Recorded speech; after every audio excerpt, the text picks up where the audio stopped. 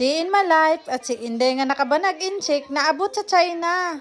Ngayon nagbiyahe dami ani mga kabisaya no. Kami sa city kay kakain kami sa restaurant. Malakas yung ulan at malamig. Sabi ko kasi na sa restaurant na lang kakain na mag-celebrate ng aking birthday. Bahay wala namang kakain pag magluto. Kami pumunta sa restaurant, dito muna kami dumaan sa kapatid ng asawa ko. Ngayon andito na kami sa restaurant at nag-antay lang kami sa aming order.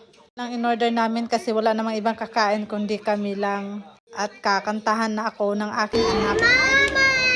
Hapulati! Mama! Hapulati! Mama, okay na. Ito yung order namin, yan lang. Pero sobrang sarap niyan, paborito ng aking anak. Sobrang lambot. Ting anghang, hipon lang yan. Nag-order kami ng kanin sa ibang tindahan, ibang restaurant. Ito kasi walang kanin. Ito ng anak ko na may kanin. Sarap ng pagkain nilang dalawa dyan. Oh. Ito na lang po. Salamat.